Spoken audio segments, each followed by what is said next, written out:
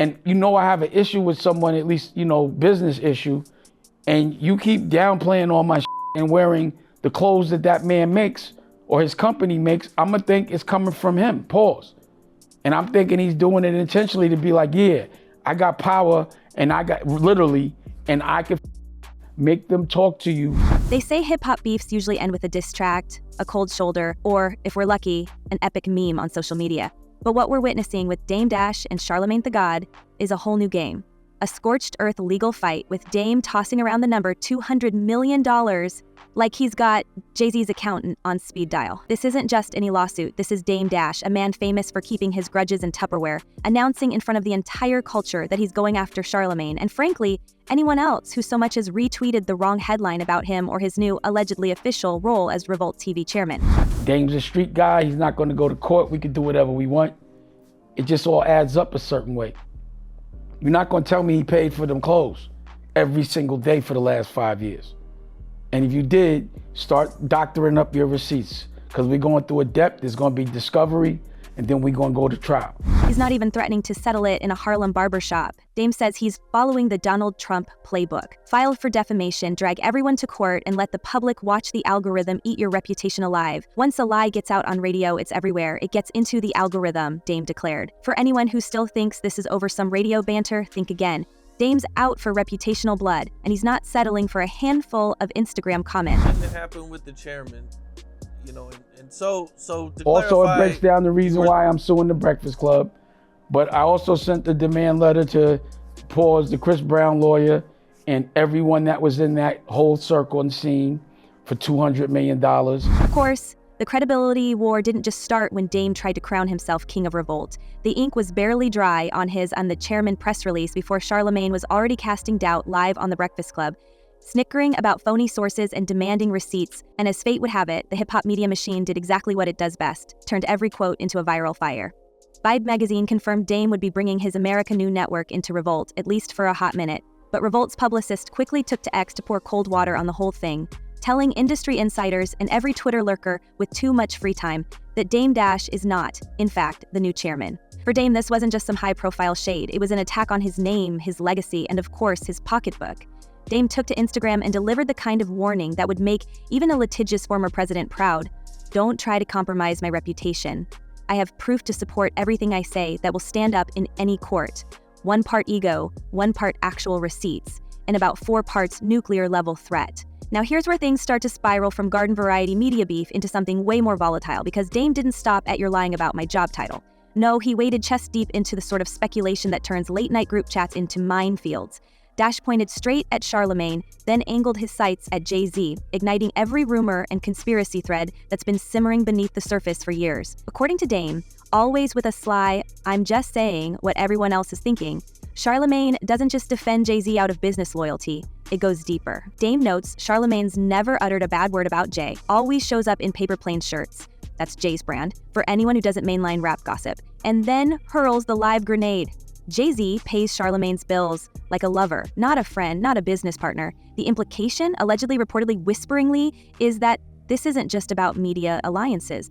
Dame hints at a hidden romance, a protected connection, and a financial pipeline that keeps Charlamagne loyal. We're not saying Jay-Z and Charlamagne are picking out curtains together, but Dame clearly wants us to look at their relationship and ask, why is the loyalty so unbreakable? So every time I hear something publicly said about me on one of those platforms, I always think they're speaking for him. I always think those are his words. When I say her, I mean Charlamagne, but when I say him, I'm talking about Jay. You know, and he's cunning. And he likes to troll, and he's gonna troll in different ways. So me thinking of all angles, I'm like...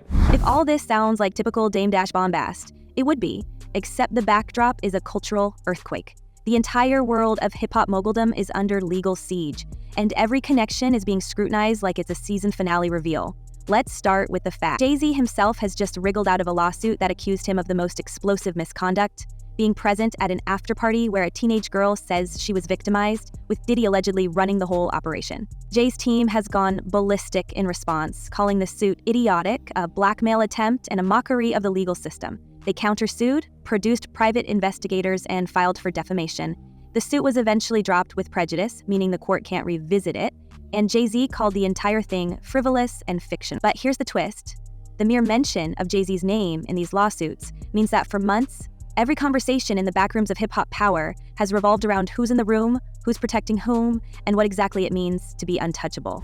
Craig, because when you say kids, I was like, and it ain't no disrespect, but I kind of think you just act a little. A problem with gay people? Not at all. I've got a problem with people that pretend they're not. Into this storm steps Dame Dash, demanding we all reconsider why Charlamagne has never so much as side-eyed Jay-Z. Is it just business? Is it about the network of power and influence? Or is it, as Dame puts it, something much more intimate?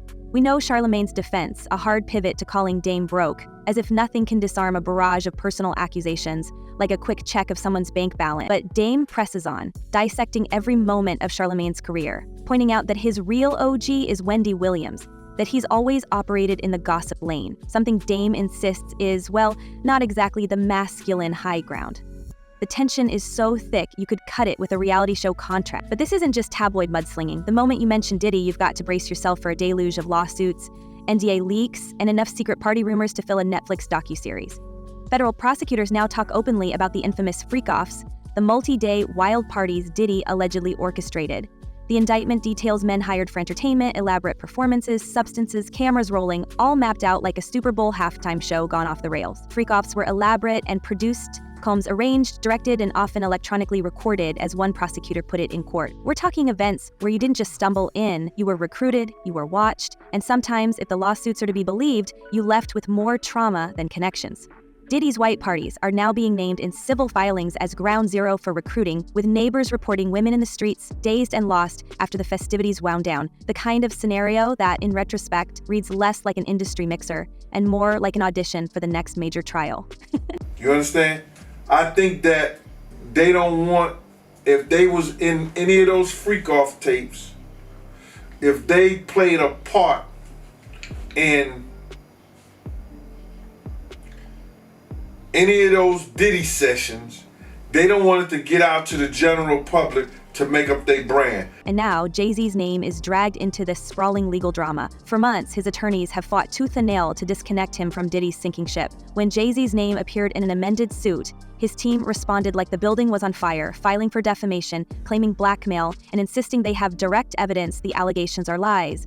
Investigators allegedly tracked down the accuser, claiming she recanted her story, and her attorney, Tony Busby, says she's standing by her word, insisting Jay-Z's people are harassing her and trying to silence the story.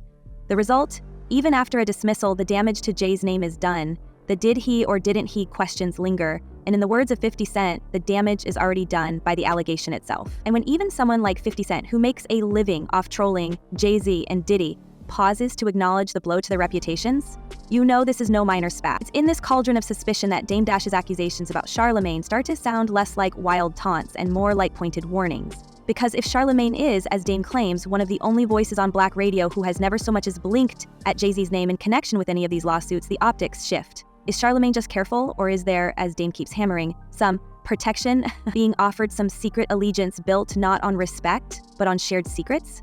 Dame hammers the point that real masculine men don't obsess over what other men are doing, especially not in the gossip space. So let me tell you why.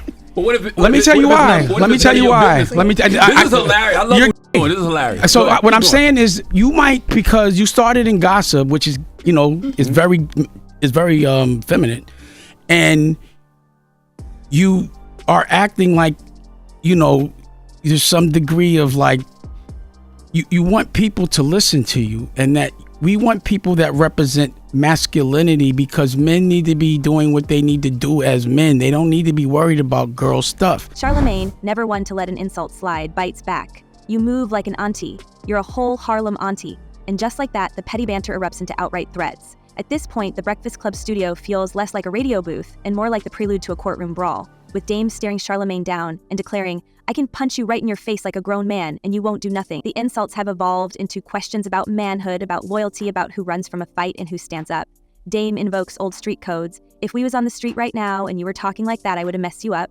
Charlamagne, for his part, isn't flinching, returning every jab with a smirk and a dig about Dame's finances. But underneath the surface, the real war isn't about who can win a fight in a radio studio. It's about who controls the narrative, who gets to name names, and whether or not the alliances in hip-hop's highest echelons are built on respect, romance, or something even more complicated. So as the tension mounts and the threats grow more pointed, we're left staring into a hall of mirrors, watching the culture try to reckon with its own reflection. The lawsuits, the accusations, the rumors of men's-only parties, and backroom payoffs. They're all woven together now. And as Dame Dash draws his line in the sand, the question hanging in the air is whether his wildest claims are just smoke, or whether, in this new era of open secrets and crumbling celebrity armor, we're all about to see the fire burst into full view. And that's what people had been doing to me, but I wasn't doing that because I'm just not that guy.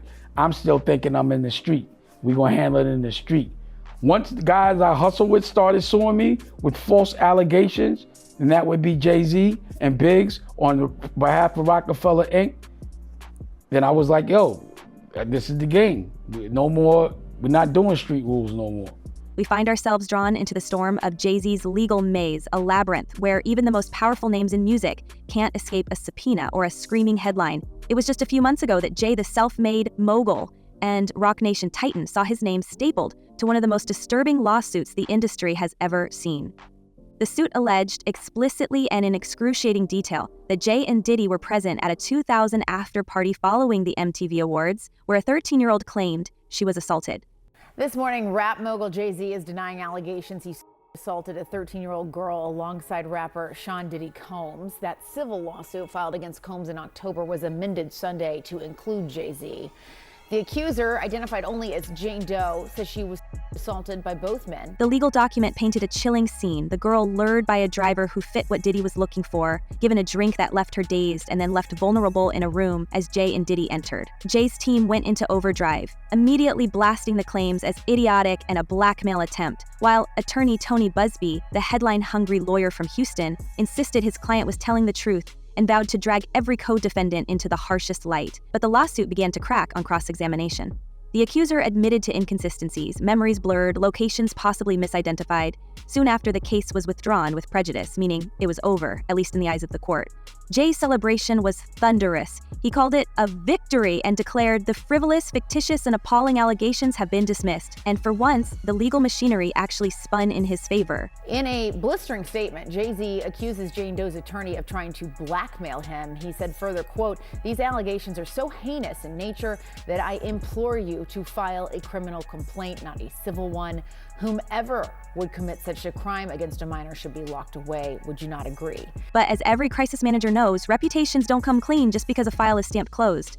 The stink of accusation lingers, especially when the case has splashed across every major site, from Rolling Stone to the New York Times.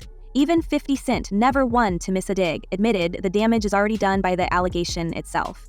That's the twisted genius and the curse of today's gossip cycle. Even when you win, you're losing a little more each day. For Charlamagne, whose loyalty to Jay-Z has always been absolute, this changes the game entirely. Suddenly, keeping quiet isn't just business as usual. It starts to look like complicity, the kind of silence that whispers, "I know more than I'm saying." The heat is no longer just on Jay-Z or Diddy. Now anyone in their orbit is under the microscope, and Charlamagne is front and center. I felt like, they had a whole lot of potential. Jay was more quiet.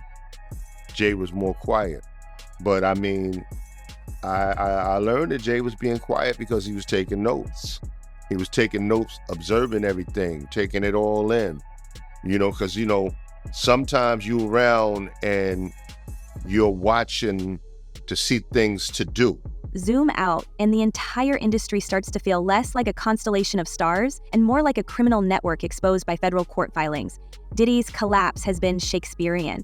Years of rumors about his parties, his control, his strange obsessions, suddenly validated by federal indictments and a parade of lawsuits. According to prosecutors, Diddy didn't just throw wild bashes. He allegedly ran an operation that trafficked women, orchestrated freak-offs that stretched on for days, and filmed the chaos for his private collection. Victims and insiders claim that careers were built or destroyed by what happened at those parties.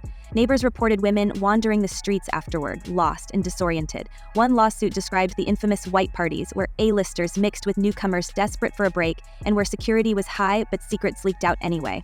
It reads less like a night out in Beverly Hills, more like a high-stakes audition for the worst kind of power play. If that's part of the indictment, that's somewhat like a blackmail. He was blackmailing people to be in the freak-offs. So that's federal. That could be that's a federal charge. He can't blackmail people to say, yo, listen here, you did it once and you're gonna do it again. that that ain't gonna make it with the government or nobody. In this climate, every relationship gets reevaluated, every alliance measured twice. Dame Dash's allegations against Charlamagne can't be dismissed as wild shots in the dark anymore, not when the walls are caving in on the biggest names in hip-hop. According to Dash, Charlamagne's loyalty is not just professional, but personal and possibly intimate. He claims that Charlamagne is protected because he never says a negative word about Jay, never questions the rumors, never even blinks when Jay's name is dragged through court filings. Dash insists he has proof that will stand up in court, even as he withholds the evidence for now, letting the threat do all the talking. And it's that threat, looming, unproven, but undeniably real, that hangs over Charlamagne's head as the next potential domino to fall. I've never heard you say one thing bad about Jay-Z, not one. He's not in the room. You shouldn't talk about it. Don't tell me what to do. You said you shouldn't talk about men Now when they're not in the room. you're interrupting me. Now you're doing the girl stuff. I know him. I'm giving you an example, right? You used to know him. Can I talk? So we return to the studio, to the infamous Breakfast Club interview that set this all in motion. On the surface, Charlamagne's calm seemed unshakable. He fired back at Dame's accusations without breaking a sweat, flipping every jab about his masculinity or rumored secrets into a joke. When Dame accused him of being feminine or obsessed with gossip, Charlamagne shot back, "You move like an auntie. You're a whole Harlem auntie." When Dame implied he was hiding his true self or hinted at a secret relationship with Jay-Z, Charlamagne didn't flinch. "If I'm you're broke," he quipped, turning the conversation on its head. For some, this composure is proof that Dame's got nothing real, just hot air and desperation. But for those who live in the shadowy world of hip-hop politics, that kind of eerie cool is often the most revealing tell. Is Charlamagne so unbothered because he knows Dash can't back up his claims? Or is it the kind of confidence that comes from knowing the real stories will never make it to air? This is the crossroads where the speculation becomes dangerous. Dame Dash has spent his career making enemies in headlines, but even he has never been so direct, so surgical, in connecting the dots between the culture's most powerful men. According to his version, Charlamagne is not just a host, but the linchpin, the glue that keeps the stories from coming undone, the guardian of secrets that could shake the empire. He points out that in an industry built on loyalty and silence, it's always the one who says nothing who matters most. If Charlamagne really is at the center of it all, shielded by Jay-Z, present at Diddy's parties, holding back the full truth on air, then the potential fallout could be catastrophic. Imagine, just for a second, if Dame's proof ever surfaces in court. Imagine if the whispers about men's-only parties, secret deals, and hidden romances aren't just rumor, but fact. The walls wouldn't just close in on one or two hosts, they'd come crashing down on an entire generation of hip-hop royalty. Meanwhile, the lawsuits keep piling up. The NDAs, the legal filings, the denials, and countersuits have become background noise. The only thing that matters now is what can actually be proven, and who will have the nerve to speak up first. Jay-Z has survived this round, barely. Diddy is fighting for his life with every new witness promising fresh revelations. And Dame Dash, always the disruptor, claims to be holding the final cards, ready to show the world just how deep the rabbit hole goes. All eyes are on Charlamagne. Is he just a sharp-tongued radio host with good lawyers and bad luck? Or is he the man who knows where all the bodies are buried, so to speak, and has built his own untouchable status by holding the ultimate secrets? Like, your OG is Wendy Williams. My OG is sitting right here. You see him? Mm-hmm. And I'm gonna tell you why he's my OG. Because he killed anybody or any of those things. He just taught me how to be a better man. Wendy's not my OG. Can you That's stop? funny, though. Can you stop? Wendy Williams is your OG. Wasn't she your boss? Yeah, at one point. So she was your OG. She put you on, and you should give her grace. So where does this all lead? Are we witnessing the unraveling of hip-hop's most sacred brotherhood? Or is this just another round of smoke and mirrors? What happens if even a sliver of Dame Dash's wildest allegations are true? About lovers, about secret parties, about money flowing under the table? How many more big names will get dragged into the crossfire before the truth finally comes out? We may be staring at the opening act of a scandal that could make every tabloid headline of the last decade look tame. We want to know what you think. Has Dame Dash finally cracked open hip-hop's deepest vault? Or is this just another distraction while the real power brokers pull the strings from behind the curtain? Drop your wildest theories in the comments below, and don't forget to subscribe so you don't miss a single twist. Until next time, keep your ears open and your secrets safe, because in this game, nothing stays buried forever.